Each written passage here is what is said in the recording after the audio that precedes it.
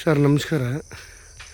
ಇದೊಂದು ಜಾಗ ಮಾರಾಟಕ್ಕಿದೆ. 2 ಎಕರೆ 32 ಕುಂಟೆ ಜಾಗ. ತುಂಬ ಚೆನ್ನಾಗಿದೆ. 105 ತೆಂಗಿನ ಗಿಡ, 50 ಬಟರ್ ಫುಡ್ಡು, 650 ಅಡಿಕೆ, 2 ಬೋರ್ವೆಲ್ಲು, ಸುತ್ತ ಫೆನ್ಸಿಂಗು, 3 ಕಡೆ ರಸ್ತೆ. ಇದಕ್ಕೆ 3 ಕಡೆನೂ ಡಾಂಬರ್ ರಸ್ತೆ.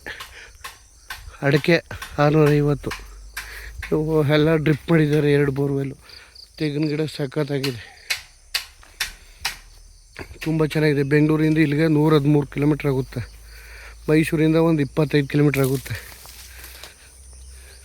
ಡೈರೆಕ್ಟ್ ಓನರ್ ಹತ್ರ ಸಿಟ್ಟಿಂಗ್ ಇದೆ. ಬೆಂಗಳೂರಿದ್ದಾರೆ ಓನರು.